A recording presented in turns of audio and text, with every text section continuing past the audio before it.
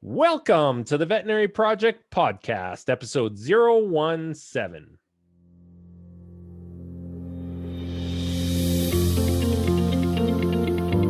Welcome to the show created by vets featuring absolutely no pets. This is the Veterinary Project podcast, hosted by Dr. Michael Bugg and Dr. Jonathan Light. Our resident veterinarians have swapped out their stethoscopes in favor of microphones to bring you the Veterinary Project podcast, a show focused on real conversations, aimed to connect this amazing profession full of remarkable people. Through the sharing of collective stories and wisdom, and connecting over the many unique challenges we face, we invite you to join our community of veterinary professionals leading intentional lives. And now, here are the hosts of the Veterinary Project podcast, Dr. Michael Bugg and Dr. Jonathan Light. Welcome to the Veterinary Project podcast. You know who you have today. It's Dr. Mike Bugg, Dr. Jonathan Light, in for another amazing episode. Mikey, how you doing? I'm doing well. I like that intro, Johnny. I like it. It made me smile. We got to switch it up sometimes, right? Yeah, you bet. Just like the weather in Saskatoon. Tell us a little bit about what a snowstorm looks like in Saskatchewan. Wow. We got hammered with snow. For listeners that don't know where I am in Saskatoon, Saskatchewan. We got about 2.5 feet, I think, something like that. And then the drifts are the 4 feet of rock hard snow. The whole city basically shut down. And we were laughing about this. The last snowstorm to this degree that we had was in 2007, back when we were both in vet school. And I remember that snowstorm was middle of the day, and the university just closed, and they're like, get home. If you don't leave now, you probably won't be able to get home. And I know we snuck back to my house and had a little bit of a party. I can't remember what day of the week it was, but it was like a middle of the week snow day. It was awesome. It was so good. Snow Day 2007. Now, you and I weren't at the same party at the end of the day. We were talking about this in pre-recording. Man, was that a good day. That day will go down for the rest of our lives. No doubt about it. And I have, in one of my rental properties, by pure coincidence, I have a first-year vet student that had reached out to me back. I think it was in the summertime, and they moved in, her and her roommate. And I texted them this weekend when the blizzard was coming, and then again Monday morning. And I just said, welcome to Saskatoon, with a big smiley face. And I asked you where they're from. Where are they from? Kelowna, British Columbia. I'm pretty sure it was Kelowna. So BC, I don't think they've dealt with 4 feet snow drifts across their driveway on a Monday morning before. Guarantee it. Oh, that's so good. So many good memories coming back. Well, that is a great share for a little bit of banter to start off this episode. Before we get into our guest's bio, Mike, why don't you run us through today's quick tip? Yeah, so this quick tip surfaced in the conversation that we just had. Really good segue that we went into. And today's quick tip is you teach people how to treat you. And so you'll see when we get into the episode, we have a bit of a conversation around veterinarians and clients. And it's so important to remember that you are always teaching and you're always training people how they're going to treat you. And if you accept sort of unruly or disrespectful behavior, that's what they're going to continue to give you. So that would be today's quick tip. Sounds like you're talking to me from a parenting perspective with my 5 and 3-year-old as well. Man, this could just go across so many facets of life. Well, let's keep it on touch here. Okay, excellent. Love the quick tip. And with that, let's get to our guest today, Dr. Lauren Adelman. So Dr. Lauren Adelman, she earned her veterinary degree from the University of Calgary in 2012, where she was part of the inaugural class and actually the first person to walk across the stage upon graduation. She let us know after our podcast recording today. Just to destroy your flow here, but literally the very first person ever to graduate from Calgary because she's in the first year and early in the alphabet. That's so cool. Totally cool. Something she'll be able to tell her grandkids about one day. So following graduation, she completed a small animal rotating internship at VCA West Los Angeles Animal Hospital, followed by a 1-year specialty internship in emergency and critical care at North Carolina State University. She then moved on to Knoxville, where she completed a 3-year small animal internal medicine residency at the University of Tennessee. She received diplomat status in American College of Veterinary Internal Medicine Specialty of Small Animal Internal Medicine in 2017. Lauren is currently practicing at Canada West Veterinary Specialists in Vancouver, BC.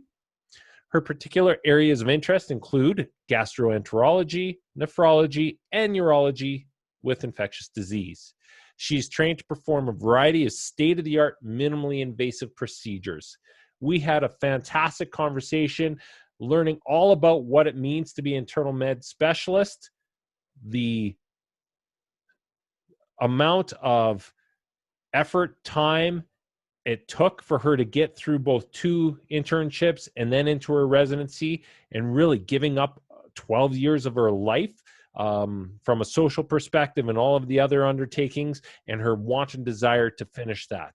We then move into some of her minimally invasive procedures before walking into some of the struggles, in dealing with cases, high number of caseloads, our clients, as well as in particular COVID-19, and continuing to move through curbside. It was a great conversation. Lauren has a great personality and is very open to sharing both the highs and the lows in her specialty. So with that, we're happy to have her on the podcast today. Please enjoy our conversation with Dr. Lauren Adelman. Lauren, thank you very much for joining us this morning. We are excited to get into this conversation, and I figured a great place to start would be a little bit about your background and how you've gotten into the specialty that you find yourself in. So I am currently internal medicine specialist, and I didn't actually know that specialty medicine existed when I went to vet school. I didn't even necessarily know I wanted to be a veterinarian until I was, in university, I would say. I knew I wanted to work with animals, but not a vet. And then when I was in vet school, I started to realize as these professors were coming in who were specialized in oncology and in all these different things that, wow, there's actually this whole realm of specialty medicine. And I am like, I hate to admit it, but I am like one of those people who wants to be the best at something. And so not only was it like, yeah, I really, really like internal medicine, but also that I would rather know a lot about one thing than know, more breadth of knowledge. So for me, knowing a lot about one thing is really helpful. And obviously then I got into internal medicine and I'm like, oh crap, I only know like this much surface about internal medicine. And you're going to spend the next 30 years trying to get that super deep aspect of internal medicine. Now, jumping back into that from a school perspective, you had said, you have oncologists, internal medicine specialists, etc. What year in school was it that you went, I could be interested in diving down a specialty, or at least looking at that as a route? I think probably it was third year, because third year, first year, second year is a lot of anatomy, basic physiology, you're getting the core of veterinary medicine. And then third year was really when we started to dive into the medicine aspect of things. We started learning large animal, small animal medicine, the clinical aspect. So that was probably when I started to become exposed to specialty medicine. And then in my fourth year, I chose at the University of Calgary to do a clinical track in investigative medicine, where I spent a lot of time working with one of the oncologists at the care center. Mm-hmm. And that's when I really kind of fell in love with the idea of specialty medicine, seeing how a specialty hospital works. And that's when I decided to apply for an internship. And your internship was a rotating internship, or was it specific to internal medicine? So I actually ended up doing 2 internships. So I first matched for a rotating small animal internship at VCA West Los Angeles Animal Hospital, which is, the mothership VCA. Yes. And so that was like a whirlwind, learned so much during that internship. How many interns at the same year as you? So we started off with 10 of us just at VCA West LA, but we were actually there during the year that they moved from the old hospital to the new hospital. And when we moved, we combined with a hospital next door. And so we actually ended up with a combined intern class. I think there were 16 of us. Just a massive, three buildings, if I remember correctly, into the new center. It was like huge floors. Yeah, it's crazy. Like its own parking lot. Yeah, it's a beautiful, huge hospital. Yeah. And looking at that, you went through that rotating internship. What happened afterwards, and what made the decision to go into a second internship? So basically what happened during that year is I actually went into my internship year thinking I wanted to do oncology. I realized that I more so just loved the person who I worked with, who was an oncologist, and like idolized her. And I was like, I want to be her. But then as I got into my internship year and started actually practicing medicine myself, I was like, no, I like the puzzle. I like internal medicine. I like the aspects of, figuring out the case, like the Dr. House of veterinary medicine. And so that's when I applied for internal medicine residencies. And I had the disappointment of not matching my first year. But I was contacted by North Carolina State University. Their internal medicine program reached out to me and said, hey, we really, really liked you. We thought you were an awesome, strong candidate. We don't understand how you didn't match. And that's a whole other conversation. Lots of people don't match who deserve to match. Yeah. But we'd like to offer you an emergency critical care specialty internship. And I was like, that's weird. Like, why would I do that instead of doing a internal medicine specialty internship? And there was lots of internal medicine, like private practice, specialty internships, not so many on the academic side, I would say. Okay. But as I talked to them, they were like, look, if you know North Carolina State, they're also like the gurus of everything critical care. Like they are, and so they do a ton of work up there. They work very, very closely with the internal medicine service. And they were basically like, look, if you come here, you will be exposed to so much internal medicine. You will have a really strong foundation in critical care, which is also important for internal medicine. Yep. And you'll be at one of the most renowned, academic institutions. Yep. So I took a chance and I was like, sure, I'll go be an emergency and critical care intern. Yes. How long in between the time that you did not match and the time that conversation happened did that take? And what was that swing for you? Because you've got everything resting on matching in that first year. And I bring that up because you said so many great candidates don't match. Yeah. And it's those next steps that really can define your career or completely change it if you so let it. What did you do in that in-between period? So the first thing I did was I cried.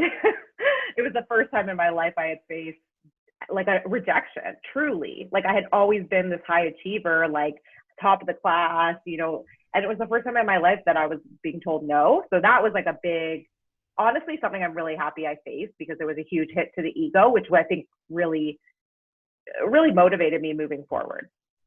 So after I cried for a day, I started getting emails from various people because I do think I was a strong candidate. So I did, UC Davis reached out and they were like, we don't know how this happened. Like, this is what we would recommend. So there was a lot of people that were really encouraging out there, including my mentors at VCA.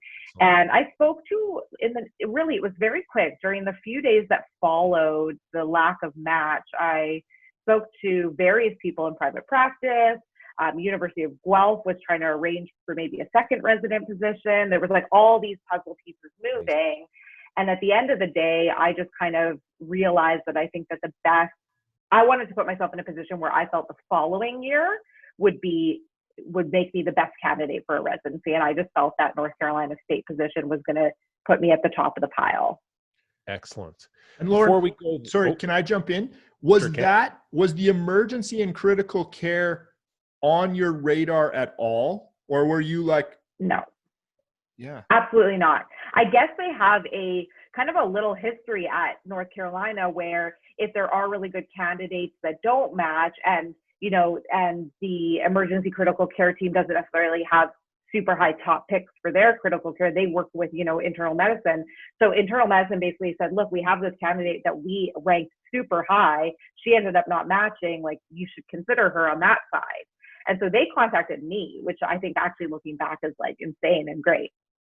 yeah, Very that's cool. what I was like kind of laughing about, is it wasn't even on your radar, comes out of left field and has kind of like pointed your career in this awesome direction. That's so cool. Yeah, it was awesome. And I think it was the right move because A, I was exposed to an insane amount of knowledge there. B, I suddenly had this leg up on the rest of the competition. Like, having been on the other side, looking at people who have applied for residencies that have done specialty internships or second internships, you want someone who stands out. A lot of people end up doing specialty or second, specialty internships. And unfortunately, nowadays, it doesn't really mean a whole lot. And so the fact, that I applied with like this really strong critical care background, I essentially had my pick of the litter that second time that I applied, and I got my first choice, which was University of Tennessee. What I'm trying to figure out here is also the in-between time period where you were rejected. You have to go through your period of not feeling good about that, but then you have all these puzzle pieces moving towards that success at North Carolina of getting in. You must have been doing some things behind the scenes. You must have made relationships that had some substance to that. For those that don't get internships, or those that might be listening here and saying, hey, I want to go the same route as Lauren, what would you recommend? Because I see lots of people that just apply or put their application in, but haven't done all this work behind the scenes. You must have done some work behind the scenes to make things possible. It doesn't just happen. Yeah. So unfortunately, I didn't have a ton of money either when I was interviewing for internships or residencies to go visit places. I ended up visiting, my first year, I only ended up visiting Davis because it was the closest one that I could visit. But because I couldn't travel, a lot of people will go visit 10 places. I'm like, how do you have the money to do that? I don't know. I'm an intern. But I emailed, I booked FaceTime at the time. I don't think Zoom was a thing, interviews. I really made those connections in other ways and asked my mentors where I was from school to reach out. And so when I didn't match, I had this network that I could then reach out to and say, hey, have you heard of anything? And it kind of, I think, helped me get back on my feet after that. Excellent. So you were still in the game, you were still making as many moves as you could. And when you have to prepare, you have to prepare for failure in those situations. Unfortunately, we just don't have that many spots for specialty medicine. So you have to have a backup plan. Excellent. So then you go and do your second internship and you make the choice to go down to Tennessee. Why make that choice? So it was between North Carolina and Tennessee for me. I love North Carolina. I still have great relationships from there and faculty who I see at the DACVIM conferences and the super special relationships. And I would have been happy with either, to be honest. But I always like trying new things. And the nice thing about Tennessee is it was close. I didn't feel like moving back across the country again, but also it was the best for me. I really like GI medicine, and there was this powerhouse of female faculty that were super into GI there, that I was told by a lot of the other internal medicine specialists, even at North Carolina, that they're you would do really well there. It's a really female empowered, really great team. Yeah. Young female faculty. And it was great. Excellent. So lots of energy. You're there for the next 3 years. Enjoy yourself and come out with your specialty. So you finish your residency, go to write your exam. You finish up in 2017, I believe. Yeah. I actually I had to pre-sell my car to use the money to pay for my board exam. because no one gives you money to pay for boards. They don't tell you this type of thing. Like the colleges are like, here, spend like $5,000 on boards when you're only getting paid, you know, $25,000 a year. So I like pre-sold my car, paid for boards, wrote boards, most stressful time of my life, hands down, most stressful time of my life. And you and I didn't know each other yet, but had you already signed your contract to come back to Calgary? Yeah. So I wanted ideally to sign early because I didn't want to have the stress of looking for a job while I was studying for boards. So I actually signed the fall going into my third year. I was the first of all the residents that signed a contract. And I knew I wanted to come home at that point. I had been away for, 5 years in the US, in very different places to where I grew up, southern US. And although I loved it, I just needed that feeling of home. Like I was a bit homesick by the end. So I knew where I wanted to be and reached out to Calgary, and there's 2 specialty hospitals in Calgary, and basically just said, who wants me? Someone's taking me. Definitely. And made that happen. Now, looking back at it, for those that are going through this same process, because this is a conversation in my previous role we would have every single year, is when to make that choice, when to start looking seriously at contracts, coming into your third year. Do I wait? Do I do it early? Do I wait until, I've had a chance to visit a few hospitals, or do I wait till after my board exam? And what I found for the most part was people wanted to do it early, but not as early as you did. Looking back at it now, are you happy? And this has nothing to do with the employer that you decided to go with, i.e. VCA, but are you happy you made that choice from a stress standpoint, dollars in the bank standpoint, etc.? Yeah, 100%. Like I was studying in the fall already, prepping, and just to have that off my plate was super nice. And honestly, I also feel like maybe I was in a different situation because I knew where I wanted to be. A lot of my resident mates were like, I could go here, I could go there. So they looked at a lot of different places, but my decision was easy. I knew I wanted to be back in Calgary, and I knew there was 2 hospitals, and I had experience being and working at both of them. I did my final year of vet school mostly at CARE, and before that I spent a lot of time at Western and rotations at Western, so I was happy with either. Excellent. Mike, any questions there before I go? I do, and I don't want to take us down too long of a tangent because we could probably spend a whole conversation on it.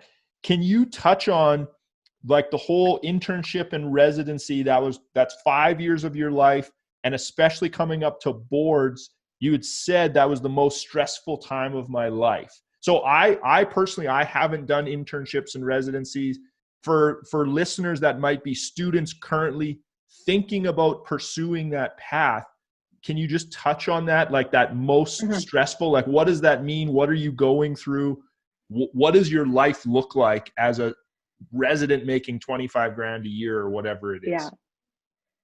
So for 5 years of my life, I pretty much only worked when I wasn't working. Like you get very few vacations, so I missed a lot of family functions.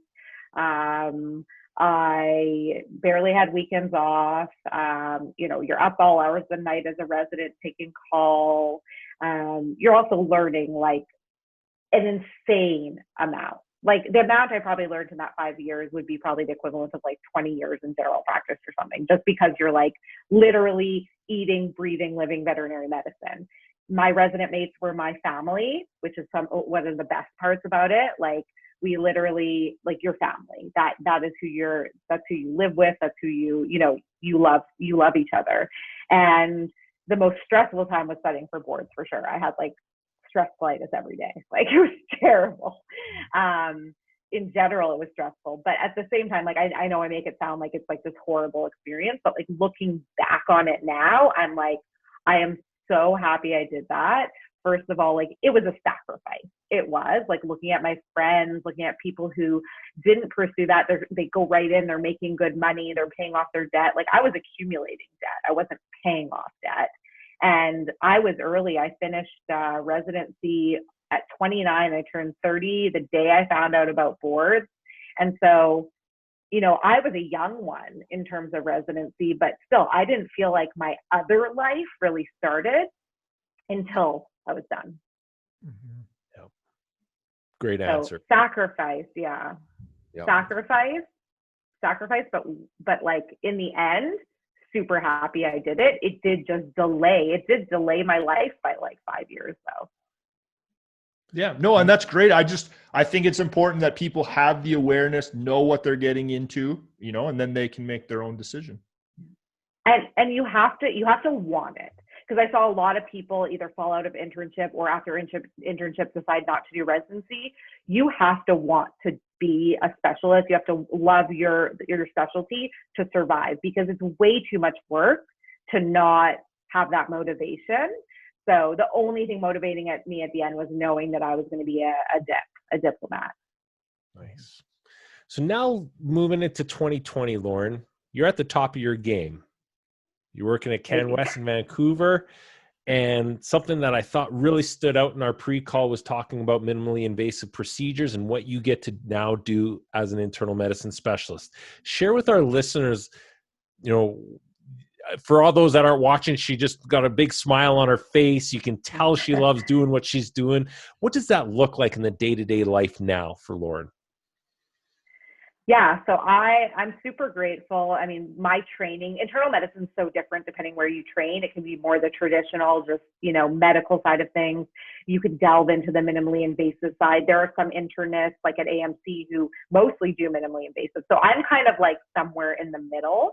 I choose which minimally invasive I like to do. And most of the minimally invasive that I do is on the renal urinary side of things. We all scope. Scoping's the best. If we always say as an internist, if there's a hole, we can scope it.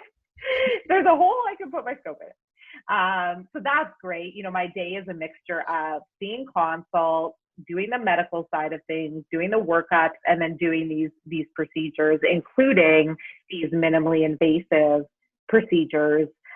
Like some of the cool things I do, like sclerotherapy, which I brought to Western Canada, urethral stenting, tracheal stenting, in addition to the bread and butter scoping like bronchoscopy, cystoscopy, GI endoscopy. Excellent. Now, where you are in Vancouver, do you find there's quite an appetite for that, or has it taken some education since you've arrived, because you've been there now, is it 2 years already? Yeah, I've been here almost 2 years, and same with my experience going into Calgary. It's like, as soon as people know that it exists, they'll start sending cases, but definitely education's key. And I think the fact that I didn't know about these things till I was, in my internship and residency, there's a lot of general practitioners out there that just don't know that these things exist. So, when I get a referral for urinary stones for, let's say, the most common referral I get is urinary stones in male dogs, and people want them lasered. And, that's me picking up the phone and talking to the vet and saying, that doesn't really happen, because that's just, it's not something that we are generally able to do, or B, there's so many better alternatives like these minimally invasive PCCLs, which I do, which now we have here in Vancouver for people to do. So a lot of education for sure. And now it's hard too with COVID times, not being able to do these like in-person seminars. But yeah, I totally want to get into that in a couple of minutes here, and how you're dealing with COVID and the lack of ability to see a person, face to face. If we look at what you've been able to do in the last 2 years, I follow you on Instagram, social media presence, you're in Vancouver. What does that look like? I know you and I have had these conversations before of getting yourself out into the public and educating and awareness, and tell us a little bit more about what that looks like to you. Yeah. So, well, my colleagues always make fun of me. They're like, here comes Lauren. She's the influencer of us. I'm like, oh my God, I'm not. I actually find it hard sometimes to make the time to do Instagram and things like that, which I really enjoy, but life is so busy. But yeah, part of what I've loved to do is just being able to interact and educate the public. And I grew up as a child actress. I thought I wanted to be an actress before I was a veterinarian. And so I do like being in front of the camera, and I like, I like that. So I've kind of created at Canada West a role for myself as a media liaison, I guess I would say. And so we try and get ahead of things, when we know something, especially, during COVID or other issues that come out, we work with a PR team that, does media releases to allow us to be, as the the largest specialty center in Vancouver, it allows us to be at the forefront to educate the public, to make sure, they're getting expert advice from the experts. If we have the news that's talking about COVID and infectious diseases, it's Fauci on the news. It's not, your general practitioner.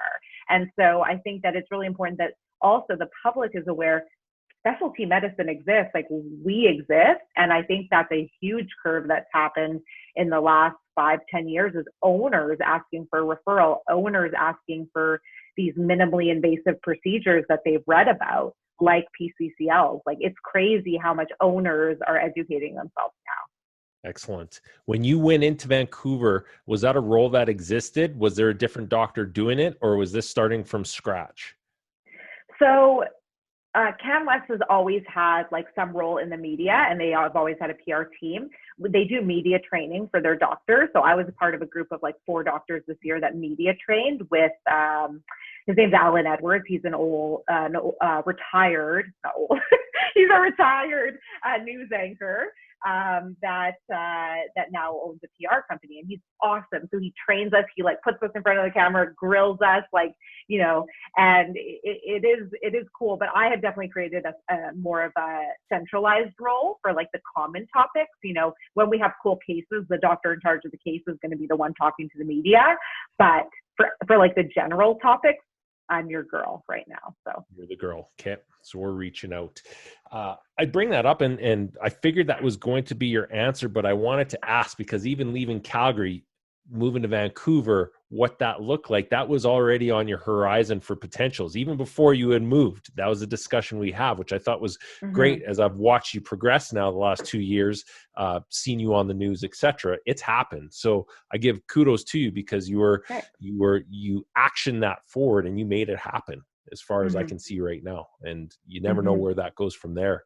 The flip side of Instagram is it can be alluring because it shows everything that's good and nothing that's bad. It tends to allow us to hide our weaknesses and or our struggles. You're in a hard specialty. I know that from having worked with multiple internal medicine specialists. You guys are or can be on call 24 hours a day.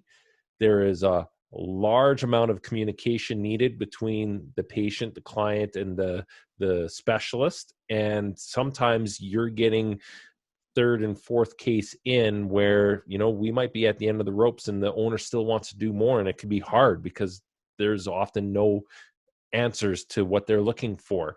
Tell us a little bit about, the things behind the scenes Instagram wise, where, you're trying to maintain life balance, but it's all encompassing.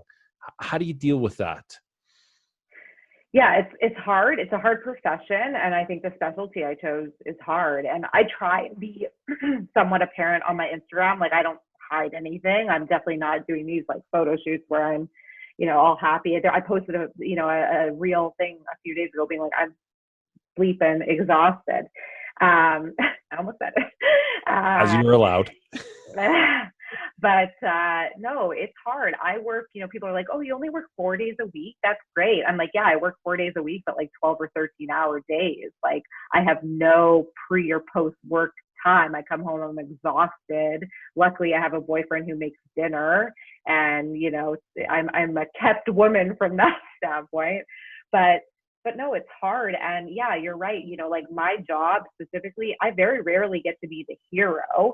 The surgeons always say to us, like, why do you guys do what you do? At least we get to come in and fix something. You guys are just kind of like helping, but sometimes not. And then you're having to explain, I always say to people, it's like Dr. House, but you never get the answer 5 minutes from the end of the episode.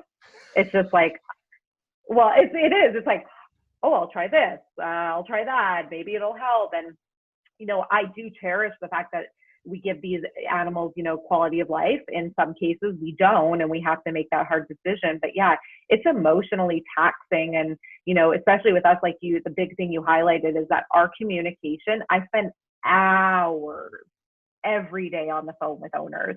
That's in addition to doing my paperwork and actually working up the cases, and you're explaining these really complicated situations to owners that it can be. And here in Vancouver, a lot of the time there's also language barriers. So it's like, it's like pile on pile.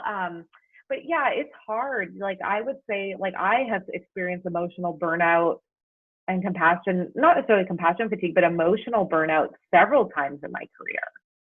How do you, like, you're only 3 years out from finishing your residency. Have you started to find mechanisms by which you can maintain some sense of sanity when you're feeling overwhelmed? Well, I think the first thing that I'm starting to learn, which I still have not mastered, is the art of saying no, which I think is the biggest thing as an internal medicine specialist, that saying no, like I can't talk to you today. Or if, an owner who I haven't seen for 6 months wants advice, it's like you have to book a recheck because I need that time dedicated to talk to you. Everyone thinks, oh, I've seen you once, I can just speak directly to the doctor. Like if you think about the human medicine side of things, you try to talk to your cardiologist, good luck, and so I think in veterinary medicine, we really haven't created these boundaries yet that really need to exist to protect us because, I think it's really hard to give clients and owners 100% access to us at all times. And it makes it impossible to deal with the cases that are right in front of us. So saying no has been a really big problem for me, and I'm trying to do it more often. Excellent. What do you do to empower your team around you to also help you not be your own worst nightmare when, you want to pick up that phone and have that hour conversation? Yeah.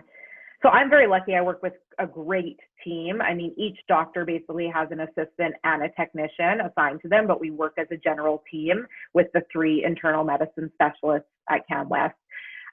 So I also delegating, like I am a perfectionist, so I do like to do everything myself, but I've had to learn how to delegate. And when you have a team you can trust, that's huge. So when you have a team that's not constantly turning over, that can be really helpful. But I just try and, everyone always says to me, they're like, even when you're angry or happy, I'm like, really? I don't feel that way. But everyone always says to me, like, you're always positive. You're like, a light, so I think having people enjoy working with you can be also very helpful. Like I have my bad days for sure. But making sure as a team, you're joking around, like we're always joking around. We're, playing games, singing songs, like, I'm not always happy, but I try and make the time that I'm, doing things a positive experience. Excellent. And you end up spending more time at work than you do at home. So those relationships that you form with your team, they matter in a big way. And yeah, you could be having a swear fest inside your head, but if you can provide positivity, and sometimes you have to keep that on the inside. Now, that being said, though, COVID's thrown a complete wrench in all specialty medicine, let alone GP practice, all veterinary clinics. It's made us busier, but then you don't have the function of being able to see people day to day in person. And when we had spoken last, you guys were still on pure curbside appointment only. Is that still the case? Still the case. Our hospital, just being a large specialty practice, the number of people that would come through our hospital every day, hundreds and hundreds, like the risk of exposure, I think, is just quite high. So we are sticking to curbside because we have found that, the system that we've created has worked. We have, hundreds of people inside the hospital that we need to worry about. So it does allow for that. Now, in saying that, there are perks and there are definitely downsides to it. The benefits is that, I find the consultations can go a little bit quicker because you call them on the phone, you set up you let them know what's going on, blah, blah, blah. You get them the estimate, we're going. The downside is one of the main parts of what I love especially about internal medicine, which is that long relationship, that long-standing relationship you create with owners. With the new clients, I don't have that. With the clients I've been seeing for a year and a half, sure, I know what they're like, and we have that relationship. But the new clients, it's hard not having a face to that voice I'm hearing on the phone. Are you doing any virtual consults or virtual talks via Zoom, etc., to try and bridge that? Yeah, some. It's just with the especially with what I do, I just feel like Zoom can be a bit more time consuming. So I do a lot of phone consults and the callbacks are on phone right now. But yeah, I'd like to try and do a bit more of that. But yeah, it's hard. Like when you're meeting an owner for the first time in the euthanasia tent that you've been dealing with for 8 months, it's like, hey, sorry to meet you this way. It's terrible. And that has been really, really hard for me. I think there are veterinarians out there that are like, yeah, we don't have to see patients, but for me, that's actually a part of the job that I love. So. No, completely true. When you look going forward, is there anything from the COVID experience thus far in specialty medicine specific that you think is going to hold going forward from your perspective? I think a lot more, like not necessarily for new consultations, but especially for like rechecks and, where we're just checking blood work and we could call the owner, a lot more kind of textile or drop off appointments where we're not sitting in the room for rechecks, because I think it's definitely helping with efficiency. And we're so busy right now. Like it's crazy right now, and that's the hard part of saying no is like right now we have like a month-long wait for new consults and some of those are urgent. So, they can always come to our emergency, but it's really hard telling people like, look, not only is my schedule full, but it's like overbooked and bursting at the seams. And I'm emotionally and like psychologically, like I'm bursting at the seams. So like, I can't say yes. Yeah. Good luck getting another ultrasound in. Exactly. Really tough. Mike, any questions before we move forward? No, I mean, just hearing about like the volume, like, can you give me a sense? Cause I have never worked in a hospital of this size. Like how many patients do you see at a day? Like how many cases do you have on the go at a time? Yeah. So like my average day, like we actually have switched to a model now between the 3 internists where one person is in charge of all the inpatients because it got to be too much to have inpatients on top of our consult days. Cause you have like, 8 or 10 patients coming in per day for your consult days. And then all of a sudden you have inpatients. So now, we've separated it out a bit, but for me, I would say the average is like 8 to 10 per day. And that's including like procedures, some are rechecks, some are drop-offs, some are full workups. So it's a lot. And like right now, I just looked at our smart flow. We can check from home, smart flow to see what I'm obviously stalking one of my patients who I'm off today, but obviously stalking to see how he's doing. Like I think there's like our ICU is like almost perma full right now. So, there's, I think like probably like at least 30 patients in the hospital right now. And just to be clear for everybody that doesn't understand, these aren't vaccine appointments that take 10, 20, 30 minutes. Yeah. Every internal med specialist consult, I believe, is hour and a half, 2 hours, depending on the internal medicine specialist. And that's without getting the procedure included and notes, which are, gargantuan. I would say I come in early every day to prep my cases or the night before. It takes about an hour to go through all the referring veterinarian notes. Then you have the consult.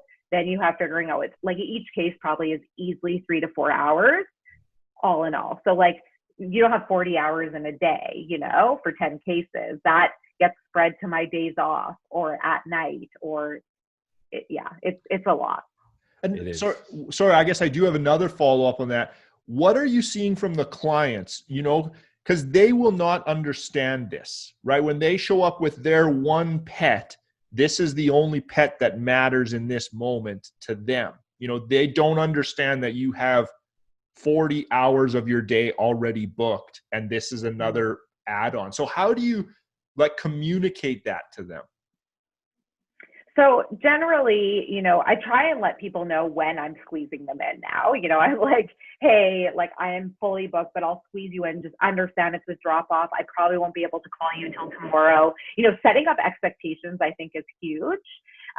Because if clients' expectations are not set, then they will be disappointed. So, nowadays, when I would love to call you same day with blood work results, that's just not going to happen. So unless it's something that I see needs to be contacted, it's like, okay, I'll call you tomorrow or the next day. And I would say majority of patients are understanding.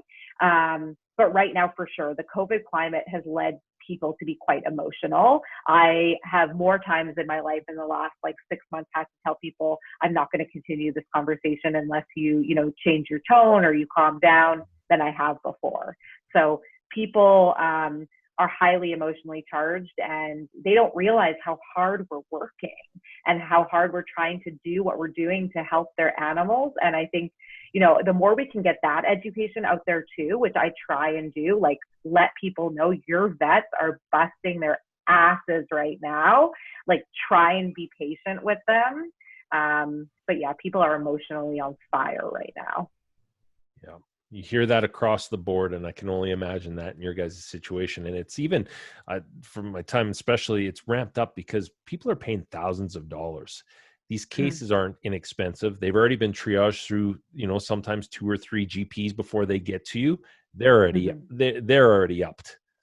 They're already like, they're like, we've been to 4 vets and we don't have answers. I'm like, okay, this is the first time you're seeing me. Like, let's just, and people, it's weird. I find with veterinary medicine, people expect A, an answer, and B, like a treatment.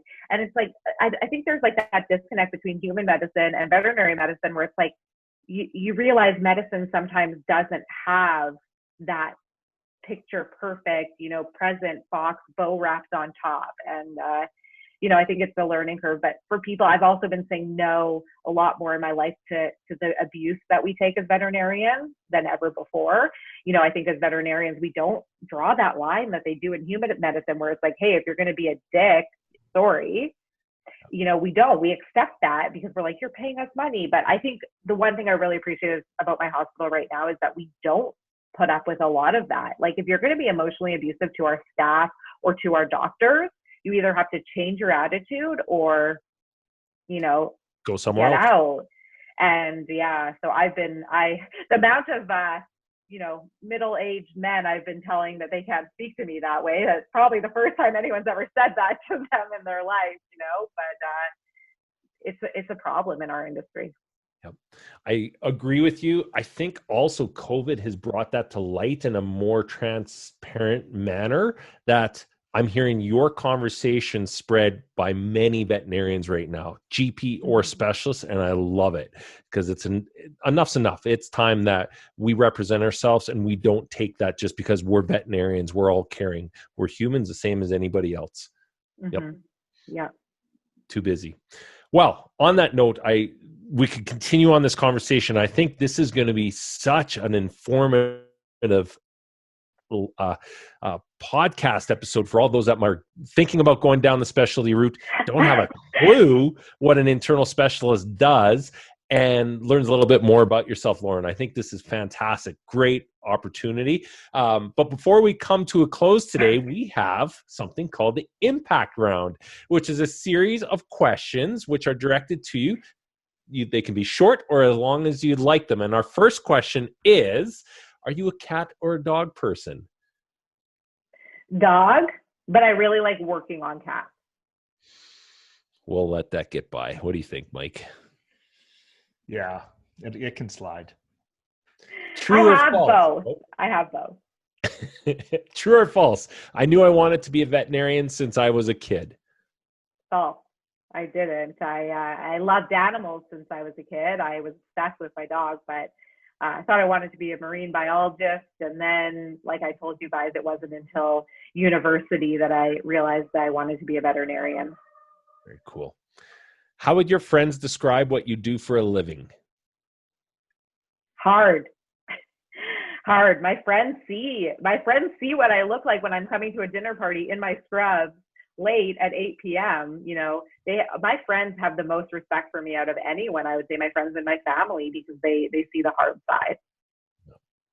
Cool. What is your favorite hobby? What is my favorite hobby? Eating?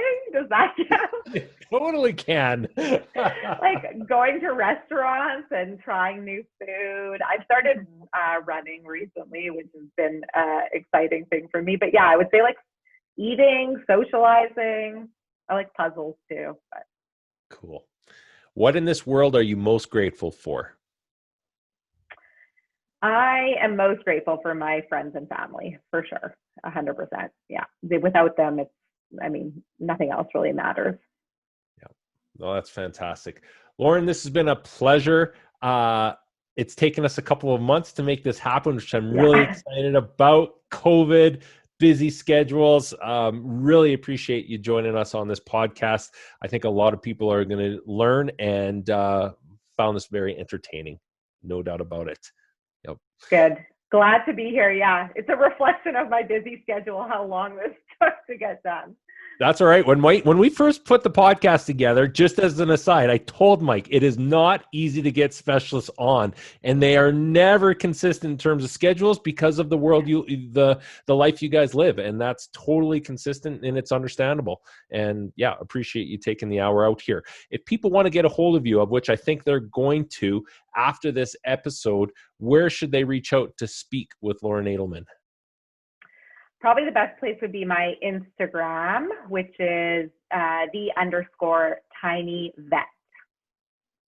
Perfect. Mike, any words of close? Just thank you so much. Yeah, it was an awesome conversation. I loved the part at the end, talking about not tolerating the behavior anymore from clients, because like the work you do is hard, as you've said, and people should value that. So thank you so much for joining us. It was amazing. You're welcome. Happy to be here. Great conversation. I could talk forever. Excellent. Well, Lauren, the conversation today, it ends with the last word going to you. What message would you like to leave for the veterinary community? Oh, that's a hard one. So I guess I would say being a veterinarian is challenging. You need to take every opportunity that presents itself to you and take risks and chances for what you want. Work hard, love your patients, love your owners, but protect yourself and learn how to keep yourself healthy and happy while doing what you love. But there's no other job that I would do. Thank you for listening to the Veterinary Project Podcast. As a recap, on behalf of our hosts, the Veterinary Project Podcast will be releasing new episodes weekly, so be sure to tune in as we bring you more conversations aimed at helping you enjoy a life well lived. If you enjoyed what you heard on the show and you want to stay in the know, please like, love, and or subscribe to the podcast on the listening platform of your choosing, as we're available on all the usual suspects. If you know of others that may benefit from these conversations, we'd love it if you please share the show with them, as this will help us grow our community to reach more and more veterinary professionals. Speaking of which, if you are a veterinary professional and would like to get connected with more like-minded individuals who are joining us on this journey, please send an email to the veterinaryprojectpodcast@gmail.com, and we'll invite you to be a part of our private Facebook group. General feedback, requests for information, or perhaps requests to be a guest on the show can also be sent to the Veterinary Project Podcast @gmail.com. Dr. Michael Bugg and Dr. Jonathan Light, thank you for listening to the show, and we'll catch you again next week for another episode of the Veterinary Project Podcast. Bye for now.